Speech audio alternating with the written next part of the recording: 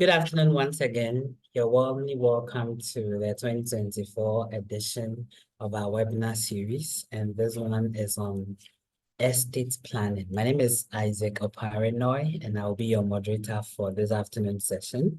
First of all, sincere apologies for not being able to start a program at 2 as was initially scheduled, but we are happy to inform you that this will be one of a good time that you'll spend with us. You'll learn a lot.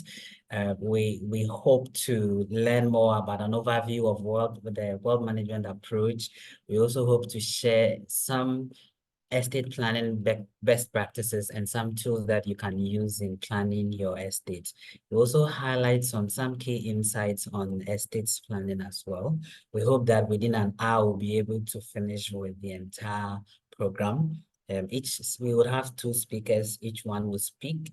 We want to encourage you that if you have a question, please submit it in the Q&A section and it will be addressed. I don't want to waste my time, so I want to invite Mr. Nana Yafepoama to give us an overview of the Access World operations, after which we will receive Madame Louisa, who is the main speaker. So Nana, please, if you can hear me, please share with us an update of the Access World Management. Thank you. Apari, thank you, very much for the kind introduction.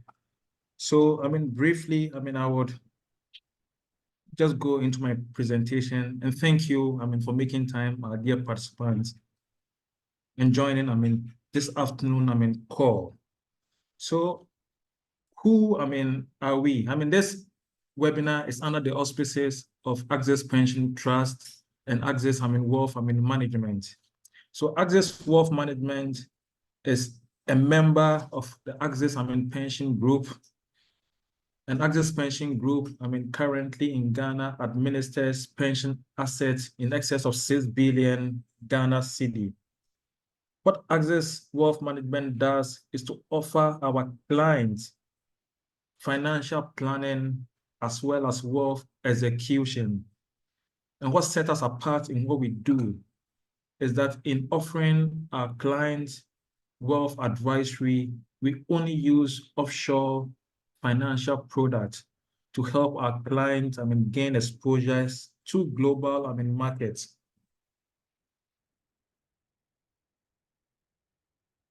Why the use of foreign and offshore, financial products, to help our clients build and sustain wealth?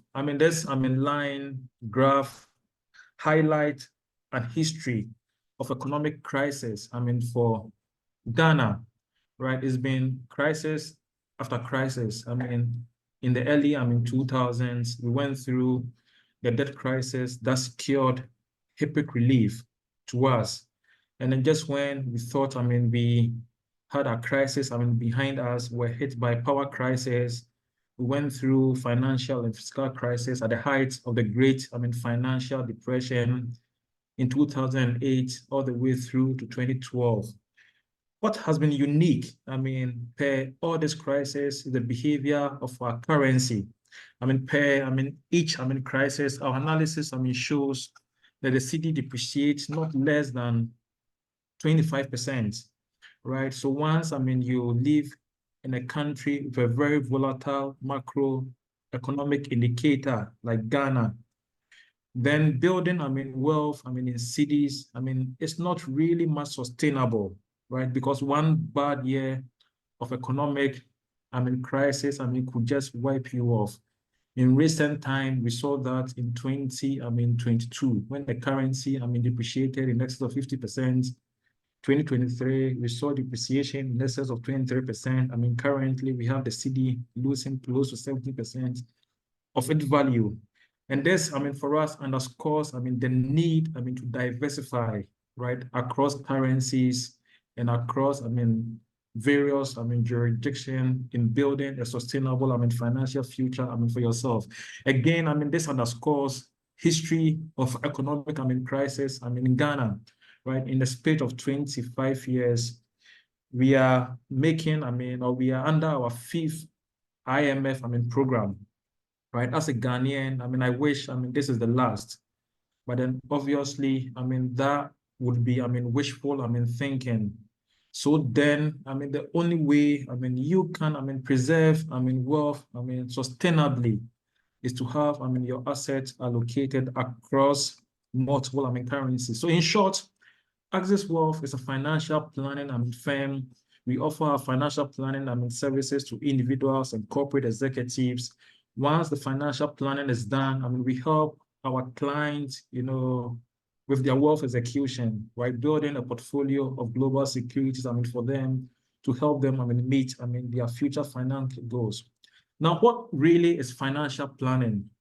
Right? Financial planning, in short, is how an individual or a family is able to meet their financial goals by leveraging, their current and future, financial resources, right? So for instance, if your goal is to send your school, to private, college, right? That is a future goal.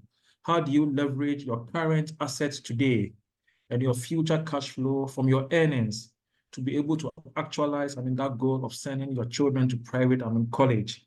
So our financial planning practice, looks at how the individual is able to optimize their resources to meet, all their goals.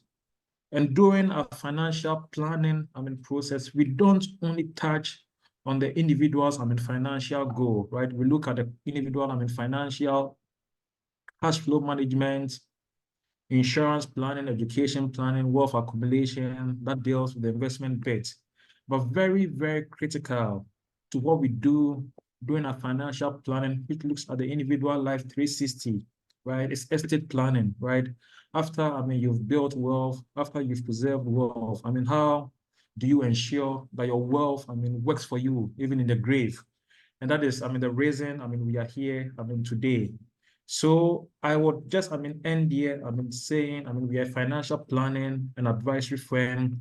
We help, our clients, gain exposures, to global, markets. And before, we do that, we make sure that whatever we are doing, for our clients in terms of the investment aligns with their goals and objective, right? So we look at the clients, need, 360. So we do the financial planning first, and after the financial planning, we help, our clients invest, to meet, those future, goals of theirs. And as part of our financial planning engagement of our clients, we take estate planning, very, very, very serious. And today's webinar is to highlight and to engage us on how we can really, build a legacy, for, our, children and children's children. Thank you, very much. Opari, over to you. Thank you very much, Nanaya, for telling us about the Access Wealth Management process and services. Thank you so much. Just to reiterate that this webinar is brought to you by Kanketi Access Pension Trust and then Access Wealth Management. Without wasting my time, we want to go straight to the presentation of the day, and I'd like to invite Madame Louisa Rafi to present to us. So Louisa, please, if you can hear me, kindly. Okay, I can see your screen coming up. Yes, we can see your screen. We can see you too.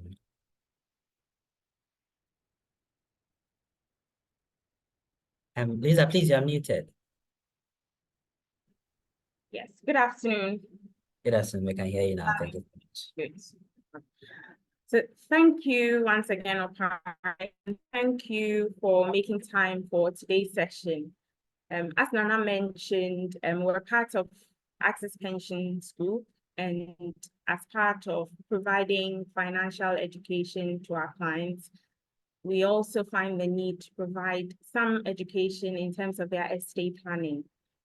And since the wealth management part of the business started, in providing the financial planning to clients, estate planning has become a very critical aspect of the financial planning tool.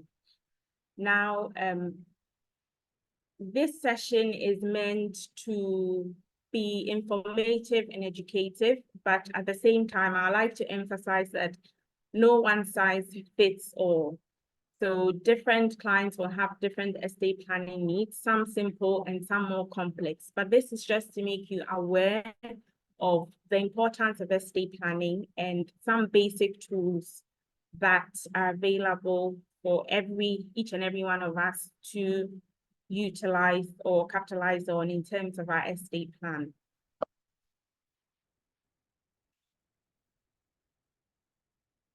So I know the day is far gone, so I'll just quickly jump into the presentation. Now, the outline for this presentation will highlight what estate planning is, its importance, the tools that are available, and also what happens in the event that you don't use these tools, and in the event that you don't have any estate planning available upon your death. Now, in typical lawyerly fashion, I did mention earlier, this is meant to be an informative session, educational session. It's not meant to constitute any specific legal advice.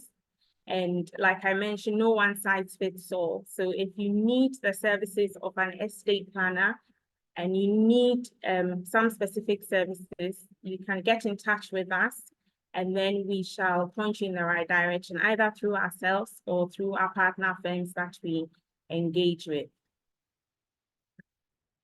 Now, what is estate planning?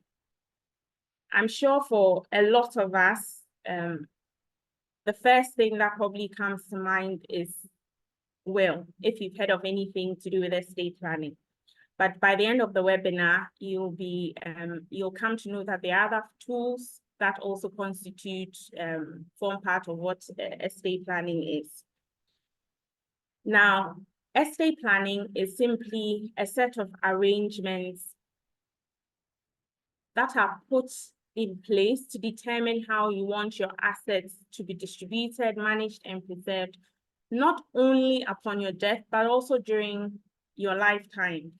Now, when you speak to a lot of people, when they think of estate planning, they think of it only coming into effect upon their death. But no, estate planning can happen while you're alive. And for a lot of jurisdictions outside Ghana, it is a very good tool for tax savings when your estate planning is done while you're alive. Now, if we haven't learned anything, at least COVID has taught us that we do not have control over a lot of things. And there are people who were there the next minute who were young, very agile, healthy, and the next minute were no more. And in the absence of a proper estate planning mechanism, you find that a lot of their assets have been the subject of litigation, and some, I'm sure we've even heard in the media. Now, estate planning is not just about distribution of assets and management of assets. It also gives you the power to decide what happens to you in terms of your health, your finances, in terms of who looks after your children. In the event that you have a medical condition, or you have any mental impairment. For instance, you have people who may be in vegetative states and are no longer able to take decisions of their own. Now, in those instances or in those events, typically you find that you find family members having to go to court to seek orders to take certain decisions on their behalf. Now, if you don't make these arrangements, when that time comes, those decisions, even though they are left in the hands of your family members, as we are aware, even husband and wives have difference in opinions. So how you want your health to be dealt with, or your finances to be dealt with, may be different from how another person, even though that person may be a family member or a loved one, may go about it. Another thing is also funeral wishes. It is very critical, and I think the world, I would even say Ghana, we've progressed to the point where you have individuals actually stipulating how they want their funerals to be conducted, whether they want their bodies to be cremated, where they want to be buried, etc. Now, a very comprehensive estate planning tool will cater for all these things.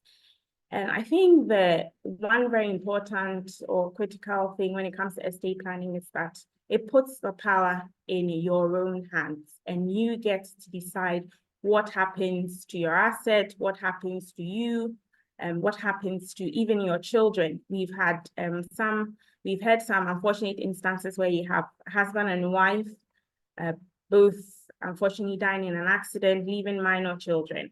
Now, what happens to those children? Who looks after them? Who pays for their fees? All those things. All those can be taken care of in a very comprehensive estate planning. Now, I want to, in coming into contact with clients, we hear a lot of, I'll say, myths that prevent people from taking estate planning very seriously. A very simple one is estate planning is for the wealthy, only the wealthy people. I'm too young for estate planning. Now, when it comes to wealth, I'll say at least even if you don't have a house, you don't have a car, you must have a bank account that has money in there. Some of us have done some investments. Even your Momo wallet has some funds sitting in it. It is still your asset. And therefore, you still have the power to decide who should get that particular cash, that particular benefit from that investment. So in as much as, yes, you may not own a private jet or a yacht or some expensive diamonds, these are your assets and you should have control of what happens to those assets. Now we've come into the age of social media. A lot of young people, most young people are very active on social media. You have social media accounts and people are making a lot of money from it.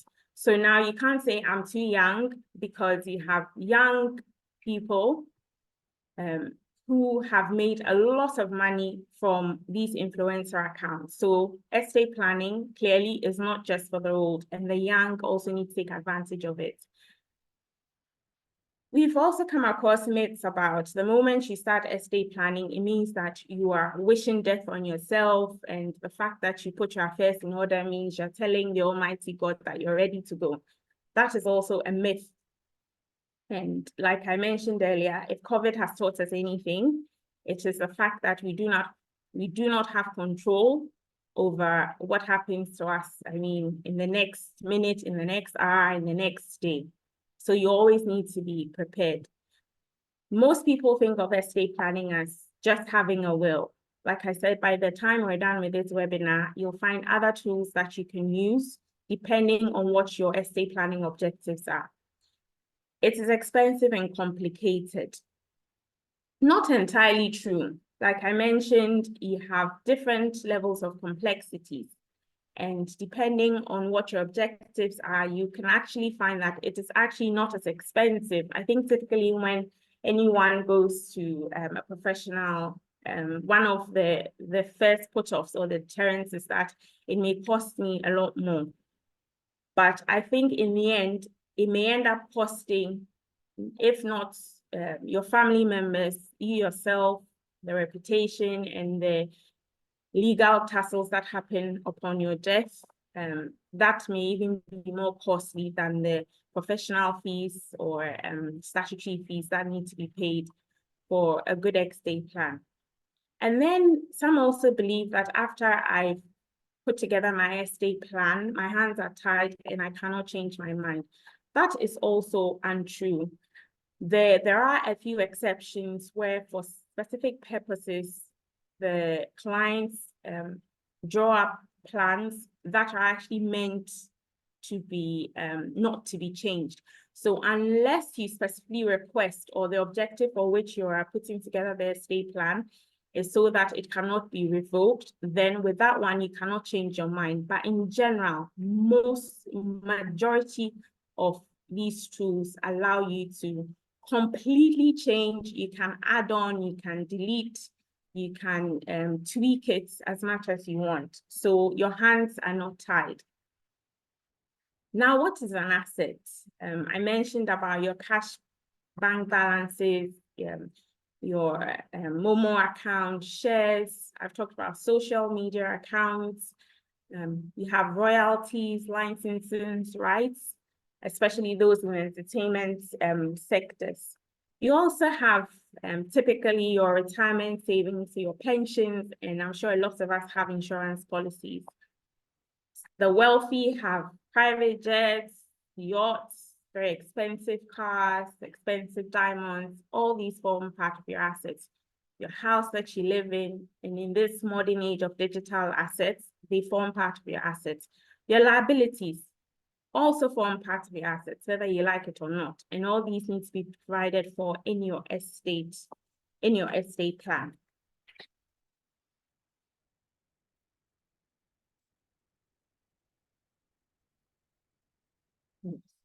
Now, for some of the tools that are available for us to use, I mentioned wills are the first ones that come to mind because those wills are from, I'll say, ancient of days, what we're used to.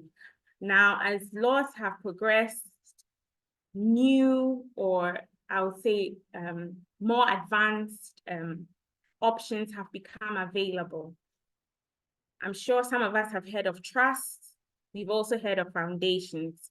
Using power of attorneys as well. I mentioned earlier at the start of the presentation about you making specific arrangements when it comes to decisions concerning your health, your finances, when you're medically incapacitated or mentally unsound. Now, you can use power of attorneys for these purposes.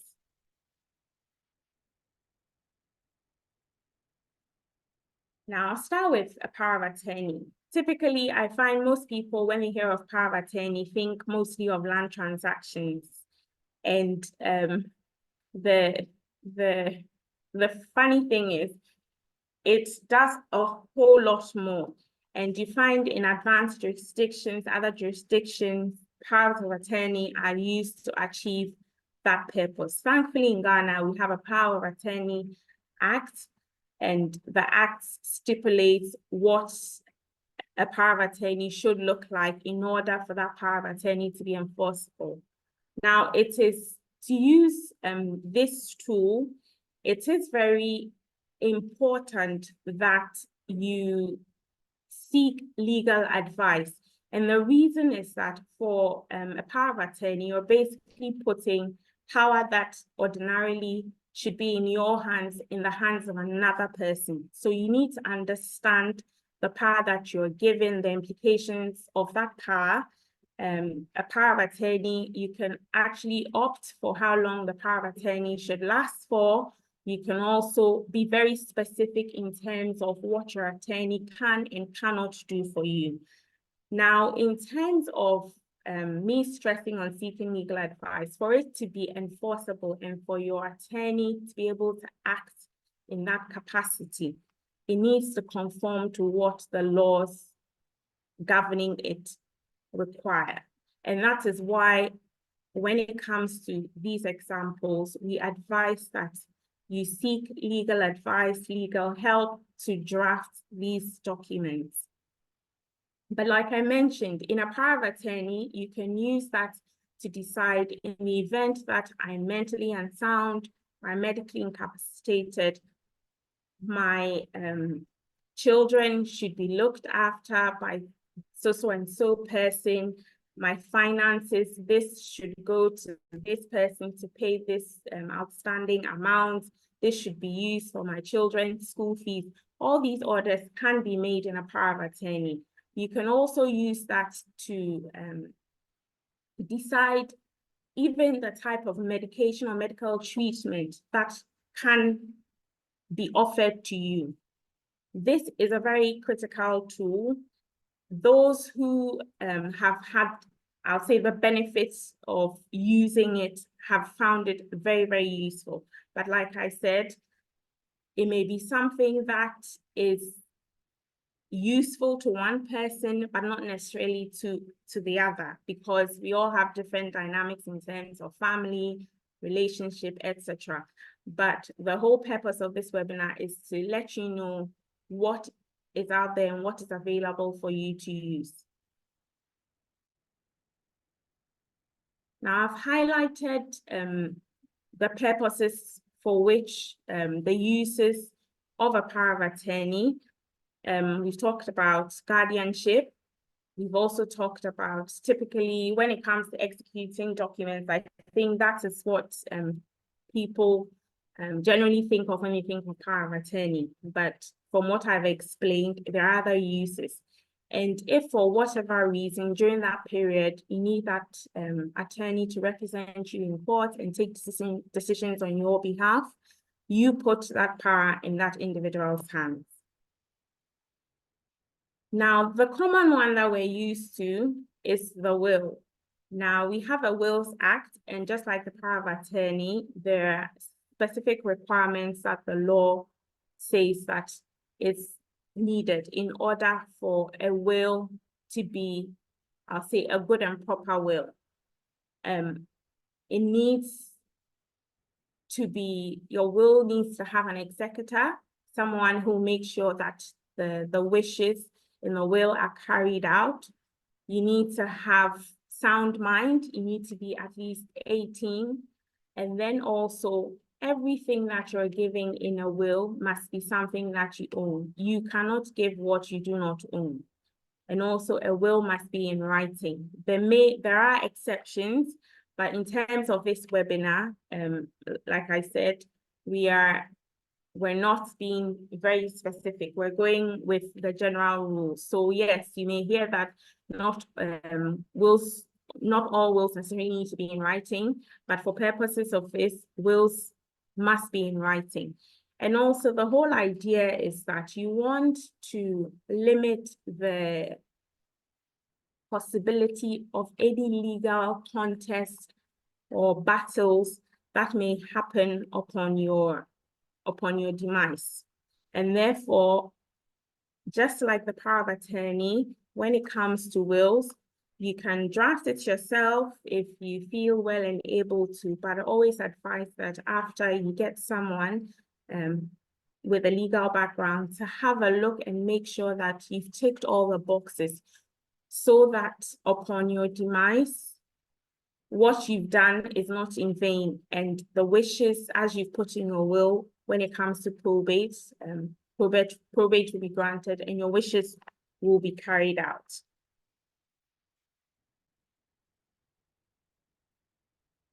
Now move on to trust. Now, trust is, I'm sure we've all heard of trust, especially those of us in the pension industry. We have trustees, and the whole idea of a trustee is someone who has been given the legal authority and the legal power to look after assets for the benefit of, in terms of pensions, our contributors. Now, the same thing, I would say we mirror the same thing when it comes to trust in estate planning.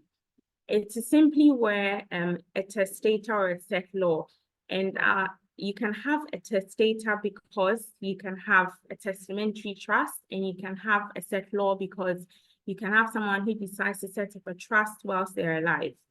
Now, this is where an individual decides that I'll transfer everything I own into another person's name or another entity. So it could be an individual, a group of individuals, it could be a company, an entity.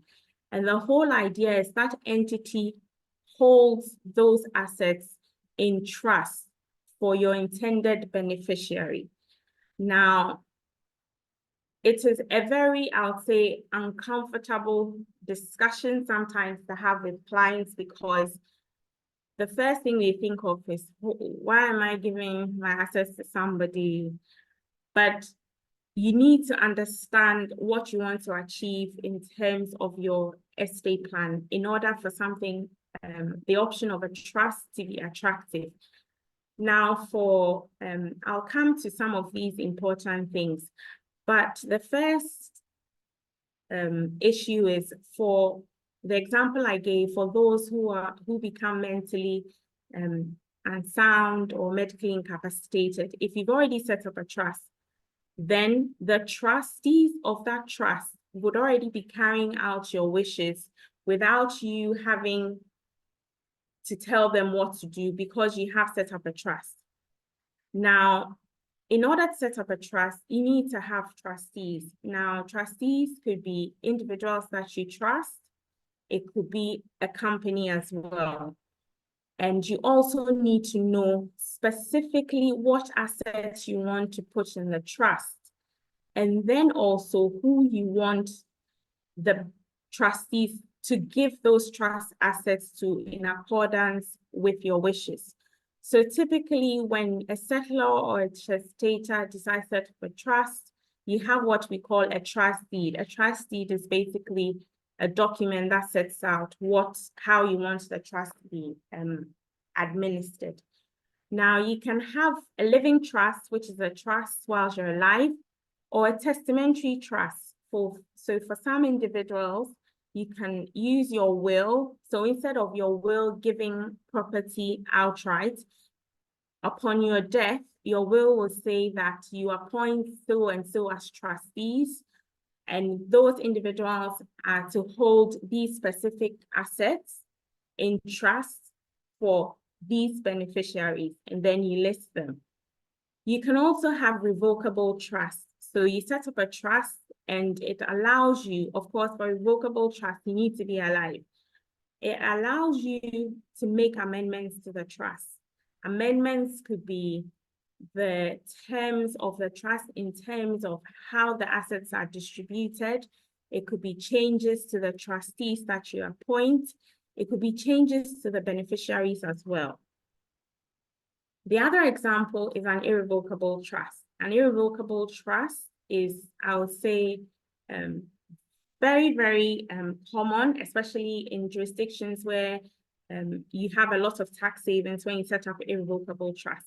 It basically takes the power, your legal ownership, completely out of your hands into the hands of your trustees. Now, to do that, you need to understand exactly what your objectives are and what you want to achieve. But this is also a very, like I say, a very good estate planning tool, especially in jurisdictions which give you huge tax savings. This is one of the tools that testators or settlors employ. Now, I mentioned about having a trust deed. So a trust deed basically sets out who your trustees are, what the trust assets are, and who your intended beneficiaries are. Now, within the trust deed is just like an agreement. Simply see it as an agreement. It's basically an agreement that will tell your trustees, I want you to give out these assets in these proportions. Administrative provisions allows trustees to appoint service providers. So when you set up a trust, you can put all your shares that you have, those who have MTN shares, those who have Tesla shares, all kinds of shares. I'm just using shares as an example. You can put all those shares into a trust and then give your trustees administrative provisions and tell your trustees that these are shares that are very dear to me. I want you to engage the services of a fund manager and let the fund manager advise you in terms of when to buy, when to sell, how much to buy, how much to sell. You can put all these in your trust deed. Now, when it comes to trust, I mentioned people are a bit skeptical about transferring assets from their name into the names of trustees, even though they are trusted individuals or trusted entities. A trust deed gives you the power to appoint someone called a protector. A protector is basically somebody who serves as a final check to make sure that the trustees are actually going according to the provisions of the trust deed. Just to give you that extra comfort if you think that your trustees may act against your trust wishes. Another important point is choice of governing law, and this may be very legalese, but unfortunately in Ghana, we do not have a Trustees Act. In other jurisdictions, the United Kingdom, for instance, and a lot of the BVI countries, they have Trustees Act. And this is an act that specifically regulates the actions of trustees when it comes to these trust arrangements. Now, the good thing is, even though we're in Ghana, we do not have a Trustees Act. When a trust deed is drafted, you can have the choice of choosing the law of a particular jurisdiction to govern the trust deed. What that means is, in the event of any dispute, the courts would apply the law of that particular land. So even though we do not, as a common law jurisdiction, we don't have a Trustees Act, you can choose to say, I want my trust deed to be governed by the laws of England and Wales. And in the event of any dispute, the laws of that country would be applied in any issue of dispute in terms of interpretation, trustees' duties, etc. So it gives you that extra comfort that even though you're in Ghana, you can still have the benefit of setting up a trust which is governed by the laws of another jurisdiction. Now, I mentioned, I talked about foundations. Now, I won't go too much into foundations, into too much detail, but all I'll say is it is not common at all in Ghana. We do hear of foundations, and typically we hear of, when we think of foundations, we think of NGOs, charity, etc. But in other jurisdictions, foundations are actually very good succession planning tools that are used especially for businesses where you have very wealthy or high net worth individuals putting all their assets into a company. And that company's objects are very specific for, it could be charity, it could be for taking care of the lifestyle of someone's 4 wives, or for spouses, it could be for charity purposes, it could be for philanthropic purposes, and it is a very critical estate planning tool. Now, unfortunately in Ghana, our laws do not support this kind of foundations when it comes to estate planning. However, we have some clients living in Ghana who have foundations set up in other jurisdictions for their assets, some in Ghana and some outside.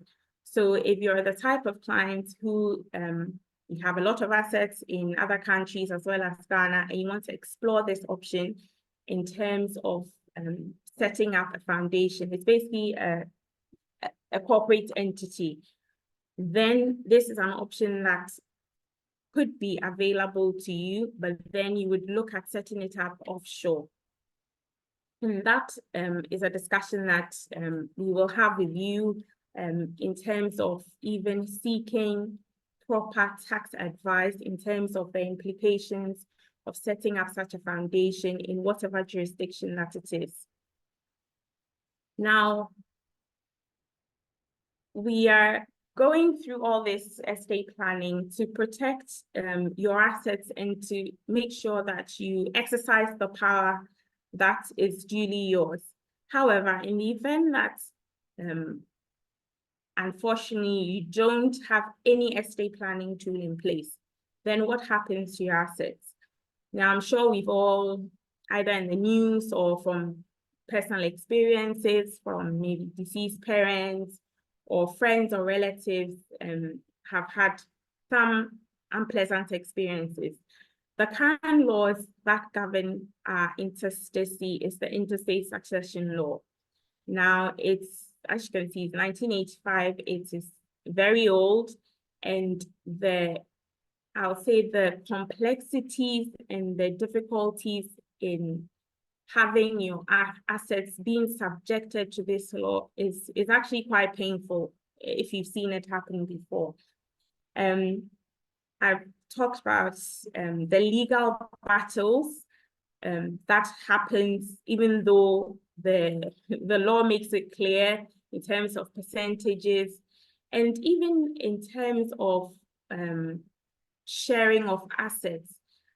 When you leave it to the interstate succession law, you may have unintended beneficiaries. So it's not everybody that you want, even though they may be a family member, a good friend, that you want them to have a piece of your assets when you are no longer available. But the interstate succession law makes provision for, I'll say, unintended beneficiaries, because if you don't intend to give something to a parent or an uncle or a family member, but then the law says because you didn't have a will in place or a trust, this is how your assets have to be divvied up.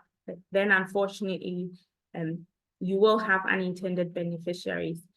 Also for businesses, you find that, for those who have shares in listed companies, well, depending on your percentage, it may not be so disruptive when you don't have a proper estate planning tool. But where you have private companies where, for instance, you have maybe 3 or 4 shareholders who've worked together for a long time, but they don't have one shareholder does not put a proper estate planning tool, or the shareholders do not come together to agree in terms of what goes into a shareholders agreement or the constitution of the company. Then upon the death of a shareholder, if those proper tools are not in place, then your business may face disruption, because now you may end up having a new shareholder in who has absolutely no clue about the business, will disrupt your meetings, will disrupt basically the strategy of the business. And that is not what you basically want to achieve. And if you don't have, I don't know how many times I have to repeat it, but if you don't have a proper estate planning tool, these are some of the issues that you will run into. Now, I mentioned about shares in companies, which are highlighted on. Currently, we have social media accounts, we call them influencer accounts, who are making a lot of money from these accounts. Now, some have died with no one knows the passwords to these accounts.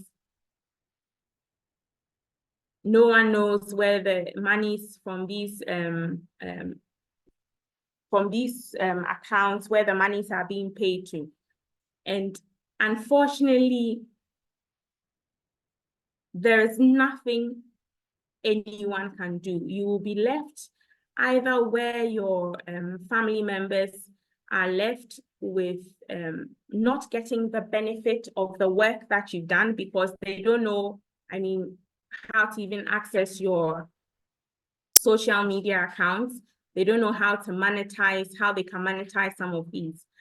I think in our pension meetings with our clients, we talk about updating your beneficiaries and how important it is. If you have insurance policies as well, update your beneficiaries.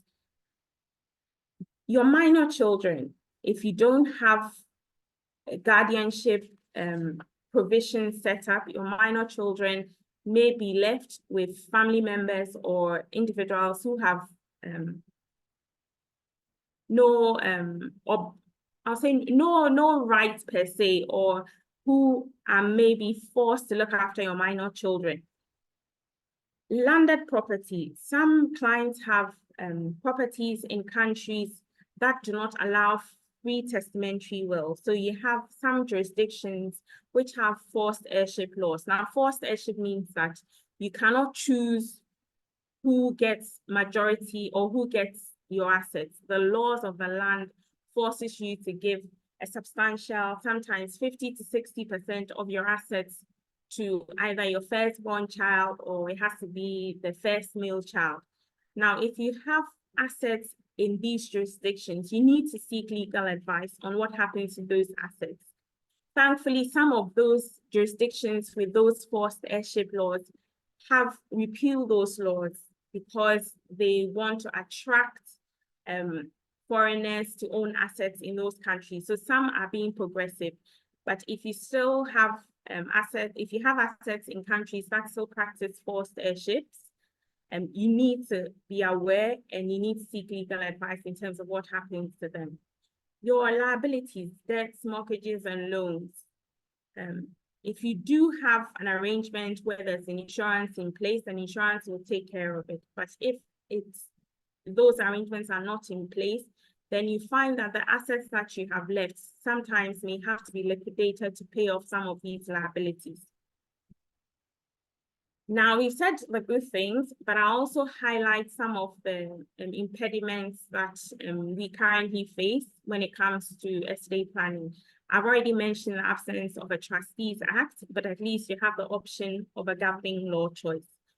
Also, in terms of our current GIPC Act, wherever you have a foreign entity owning a stake in a local, in an entity incorporated in Ghana, the law requires that there's a minimum minimum capital requirement. Now, in terms of trusts and foundations, this is a big deterrent because the moment you choose a trust company that is domiciled outside of Ghana, it means that that trust entity that has been set up, you need to fund it with that minimum capital requirement.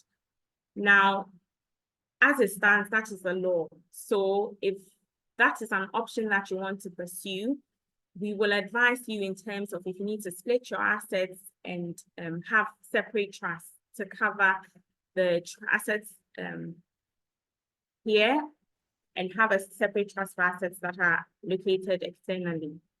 Lack of comprehensive tax saving laws. I mentioned about irrevocable trust. In Ghana, we don't have very comprehensive tax saving laws, and therefore it doesn't make it so attractive for people to engage in comprehensive estate planning tools. I have already talked about forced airships, where if you have assets sitting in a jurisdiction which has these forced airship laws, you need to take a look at them and see how you can either structure it in such a way that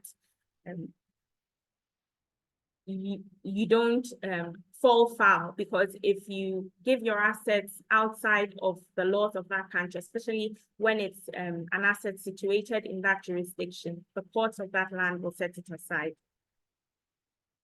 Now, just to rehash that, a proper estate planning gives you peace of mind, not just for you, but also your beneficiaries that you leave behind.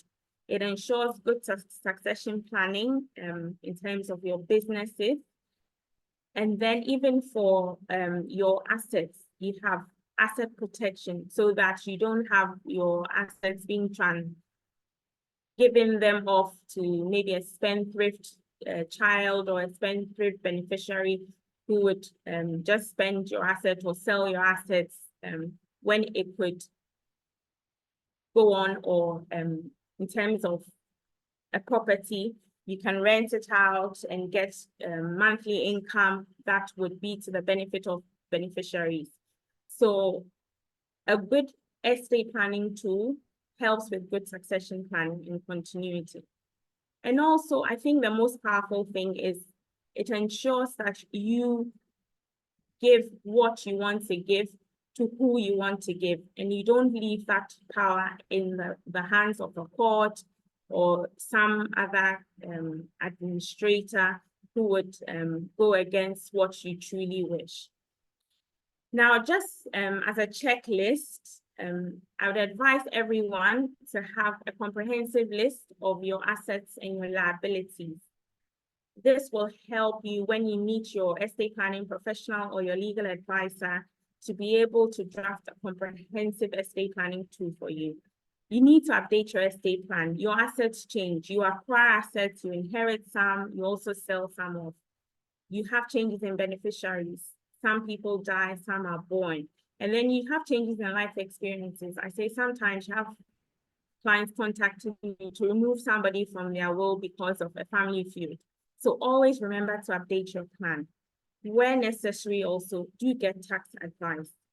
And always make sure that for your accounts, your pension accounts and insurance accounts, you have up-to-date beneficiaries so that your assets go to your intended beneficiaries. And in conclusion, I'll say estate planning is for everyone. It's not just for the wealthy. It's not just for the old. It's for everyone. As long as you have an asset, you should have an estate plan. So thank you very much for making time for this webinar. And we would like to have any questions or any clarifications from you. Thank you. Opare. Thank you very much, Louisa, for that very, very insightful. Indeed, a lot has been learned. At least I know that if I start planning towards my estate, it doesn't mean I'm about to die. It's a good one to know. We have a couple of questions. I'd like to quickly take them so that we can you can address them. The first person is, okay, I'll avoid the names. So somebody wants to know what the benefit of establishing a living trust compared to a traditional will. And the person is interested in terms of probate avoidance and then privacy. So what are the benefits of establishing a living trust compared to a traditional will, particularly in terms of probate avoidance and privacy? Before Louisa answers, just to remind you that this webinar is brought to you kind courtesy Access Pension Trust and Access Wealth Management Services. So Louisa, if you can take that before we go to the next question. Thank you. Sure. Okay. So in terms of privacy, trusts are private, wills are not. So if privacy is your key concern, then between the two, I would recommend you go for a trust. Now, if it's just privacy, then between the two, a trust.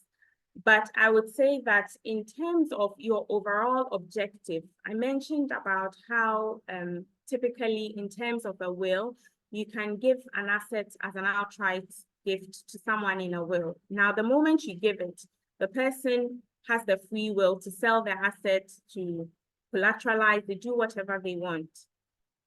In a trust, when you hand over the asset to a trustee, you can ask the trustee, keep the asset in the trust fund, rent it out, and give the rent income to these beneficiaries in these proportions. So what typically a trust does over a will is you typically find that it gives you asset protection. But strictly in terms of privacy, if privacy is what you're looking for, then a trust is better for you than a will. Because for a will, you have to go through a probate procedure and courts. Thank you very much, Louisa. Earlier on, we had a presentation from Nana Riafe. So Nana, there is a question for you. Okay. Someone wants to know what are the challenges of offshore investment and the viable strategies to overcome them. So Nana, if you can hear me, please answer this before I go back to Louisa. Thank you. All right. Thank you very much, and thanks for the question. I mean, so really, I mean, the challenges with offshore investment are really the challenges that confront any investor, right? I mean, investment, I mean, it's really a two-edged sword. I mean, adventure. There is the return, and there are definitely, I mean, the risk, right? I mean, unfortunately, I mean, offshore investors, I mean, you are exposed, I mean, to the volatilities of market. I mean, last year or 2 years ago, I mean, mark-to-market became, I mean, in vogue, I mean, in Ghana, where, I mean, suddenly your holdings in mutual funds and in government bond saw significant value reduction because of the high interest rate environment. In offshore, I mean, market, it's a daily thing. Every day, I mean, your investment is mark to market. If it is US Treasury bond you've bought, every day, I mean, interest rate changes. The value of your bond, I mean, changes. You may have bought $100,000, I mean, dollar bond that perhaps, I mean, promises you 5%, I mean, coupon, 3-year bond. You would get your 5% coupon on your 100,000, I mean, no matter what, unless the US government, I mean, goes, I mean, under, which is far, I mean, from, I mean, reality. However, the value of your 100,000, I mean, investment, I mean, fluctuates in between the time of purchase until maturity. You only get your $100,000 when your bond matures in 3 years.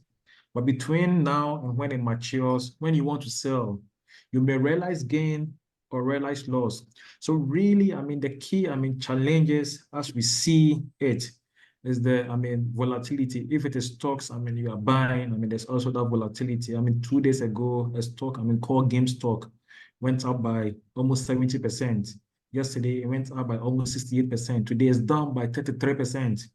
The typical Ghanaian investor does not understand why investment, goes up and then comes down. We always want to see upward trajectory, but then in very, developed, advanced, the market, you can't do away with downside volatility. So those are the risks.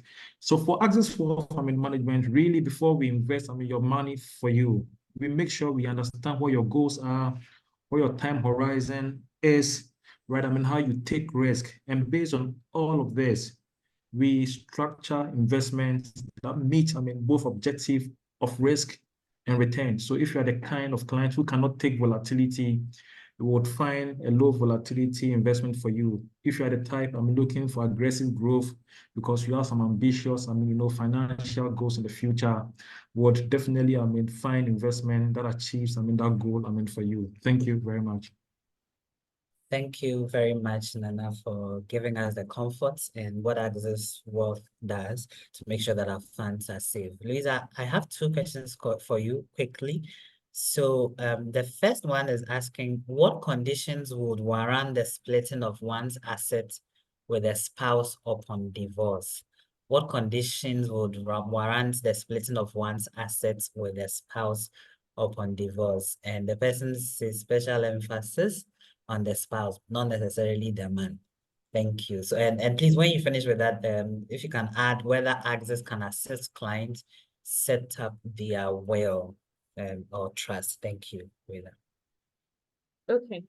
So the question about splitting of assets when it comes to divorce, it's I think it's a bit of a digression, but I'll just simply say that the law as it stands says that any asset you acquire during the pendency of your marriage, it's the basis, the starting point is a 50-50.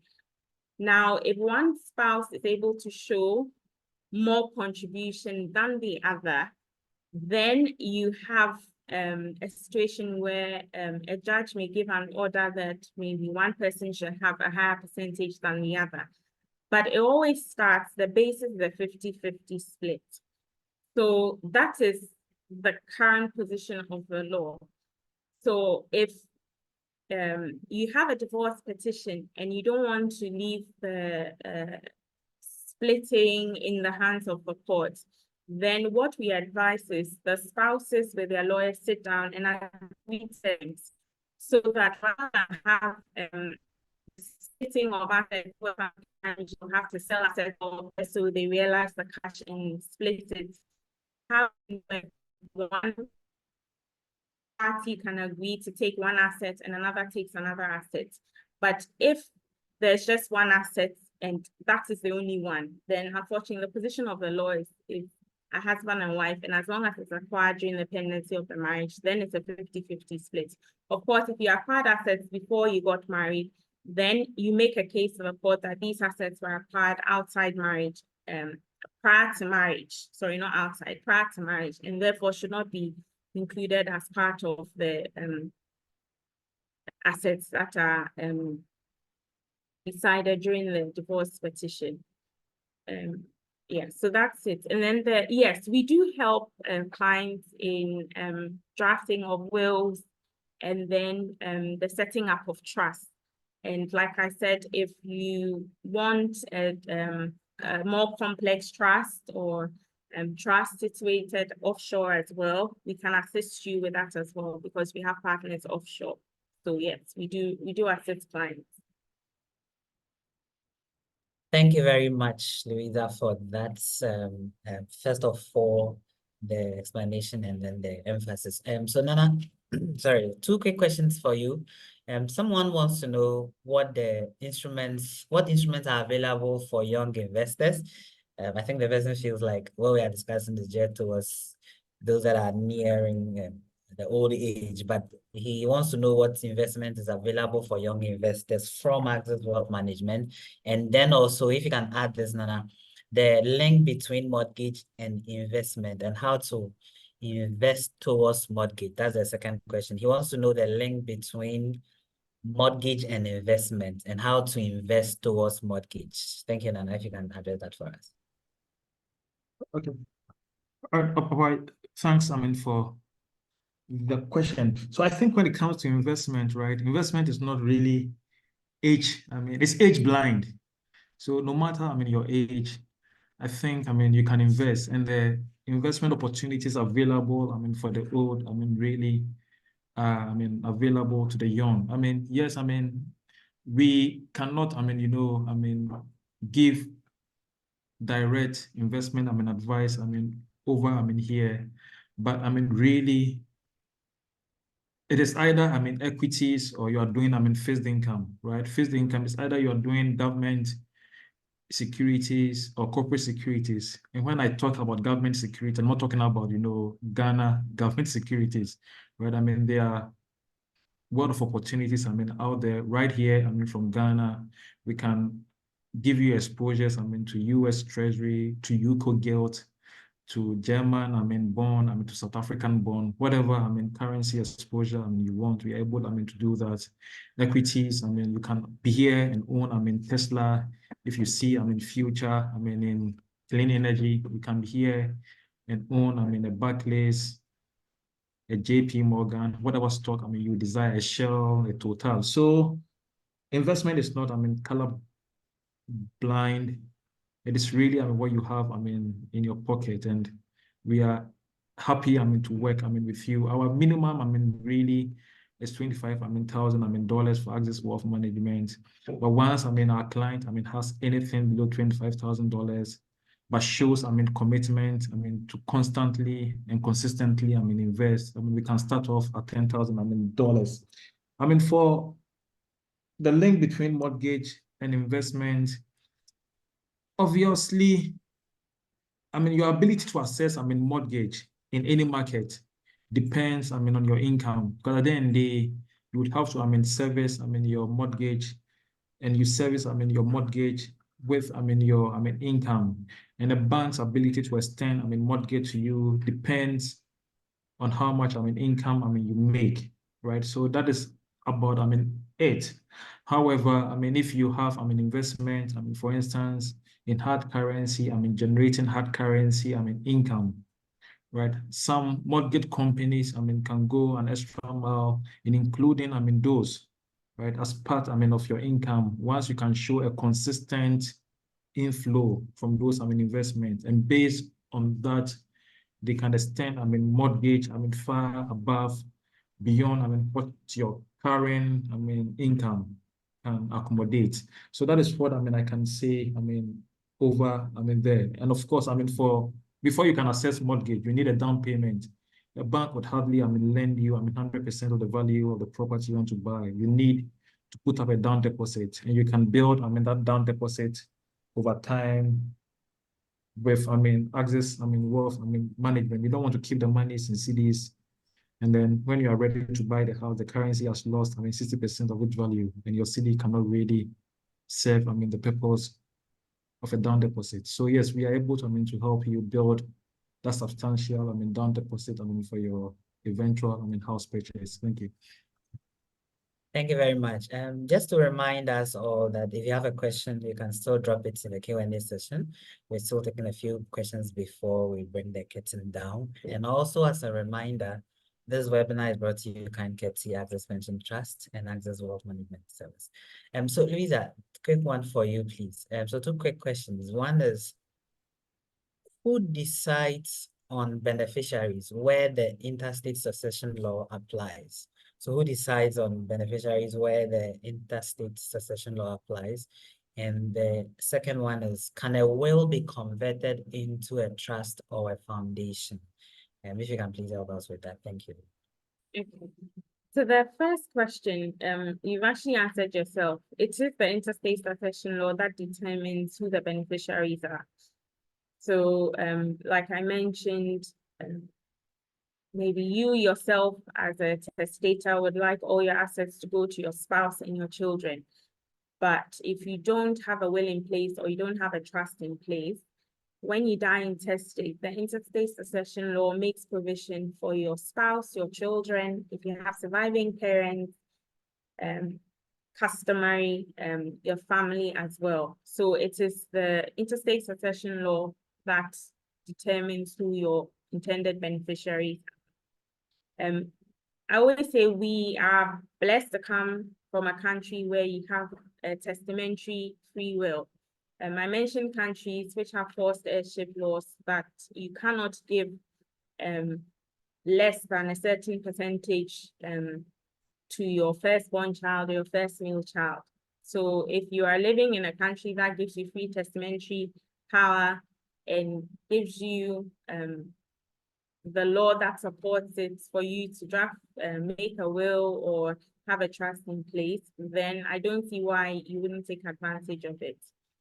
In terms of whether you can convert a will into a trust or a foundation, yes, it can be converted, but in converting it, I'll use conversion loosely, you would have to revoke the will.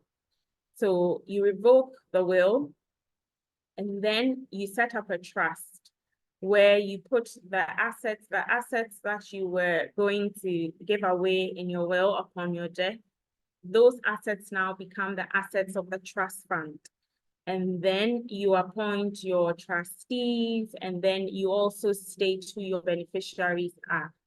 You then add your dispositive provisions in terms of who should get what, when, percentages. You can even have contingent trust where you decide that when my children finish university, then you give them this house, or when they finish university and they've started a job, after a year, you give them 100,000 cedis. A trust allows you to have all these little provisions in there. So I think a trust gives you more flexibility, just that you need to have of course, the right trustees in place who administer the trust for you according to your trust deed. Yes. Thank you. Thank you so much, Louisa. We'll be taking the last round of questions. So to you, Nana Yafe, so somebody wants to know what you will recommend, as in how to build enough wealth sustainably. I think there's an emphasis on the word sustainably. So what's your recommendation on how someone can build wealth sustainably? And then also, how does somebody join and fund the account under Access Wealth Management? So Nana, please, these are your last two questions. If you can please address them for us. So yeah, thank you.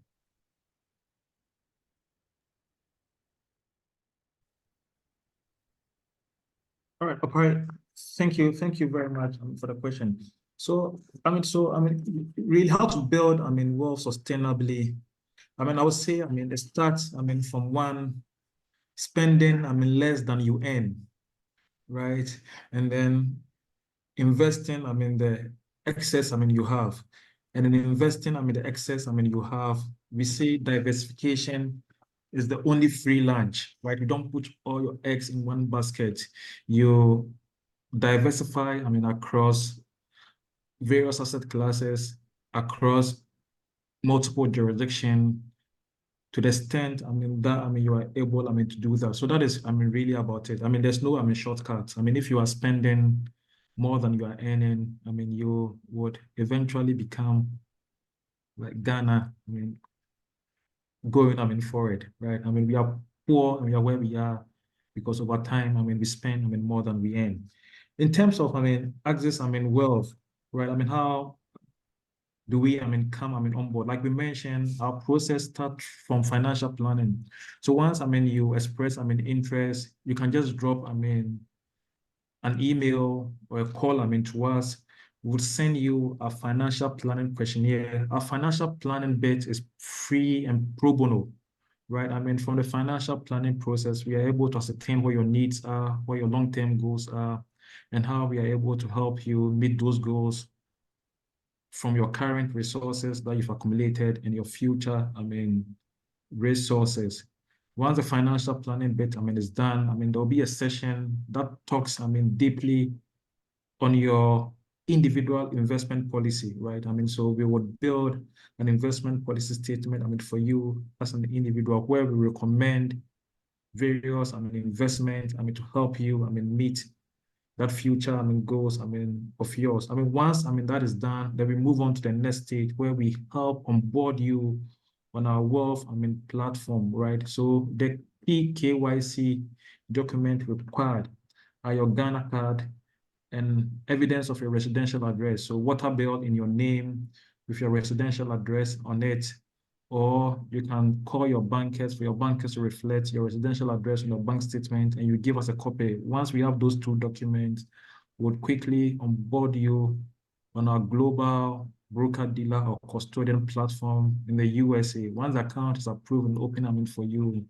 you fund your account by wiring, funds from your local bank account to your foreign bank account. You don't need dollars to fund your account. Once you have CDs seated in your account, you can instruct your bank to wire that money to your brokerage account in the US. And once your money hits your brokerage account, we invest for you based on whatever we may have agreed during the financial planning process. So that's how it works.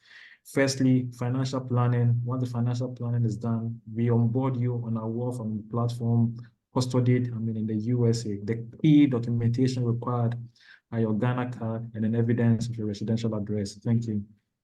Thank you, Nana. Please, just before you go, somebody wants to know if you can use part of your tier 3 to start an offshore investment. Before you go. Yeah. So, like I keep saying, diversification really is the only free lunch.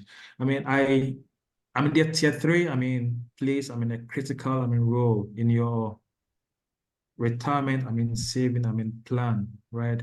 However, if you feel you've optimized, the value of your tier 3, you've done 10 years, you've accumulated, enough, and you want to withdraw without the consequence of that, 15%, tax, no problem, right? We don't, discourage, that the tier 3 is yours. The only thing, we discourage, or I discourage, vehemently is withdrawing your tier 3, to spend, right? But then if you decide, to channel that to build a portfolio, outside, of Ghana, why not? We are able to help in that, regard. Thank you. Thank you very much, Nana. Thank you. So, Louisa, your last question, someone would like to know why people add forever to their wills and testaments. And I believe the reference is not far-fetched. So please, I would like you to answer that for us. They add what? Sorry. They add forever. So for example, me saying that I have a piece of land at Akosombo, I give it to Louisa Sian forever. Why would do people add the word forever? Thank you.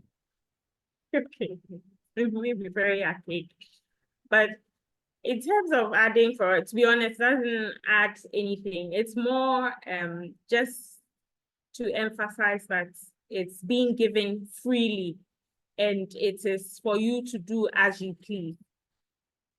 But it does not add any weight or any meat to it. So it's more to, if someone asks forever, it's more to say that it's an outright gift. It's for you to use and do as you please. So typically you find the expression to do as you so wish or as you please. So it's for you and for you to enjoy. Yes. Thank you. Thank you so much, Louisa. To you, a distinguished participant, we're grateful that you joined us this mid-afternoon evening. We're happy to have shared the past 1 hour with you. We hope you enjoyed the session and you found the information valuable. So very soon, before the year ends, we'll come your way again with another webinar somewhere in July. We encourage you to speak with any of our advisors to your specific needs. So we would like to also encourage that you can contact us for further details. Like Nana said, we have a financial planning that we will do with you, necessarily a free financial planning, and then beyond that we can take on the next steps. We want to express our sincere gratitude to you for joining us this afternoon. Thank you so much, and see you when we launch our next webinar in July. Thank you. Have a good day and enjoy the rest of your day. Bye.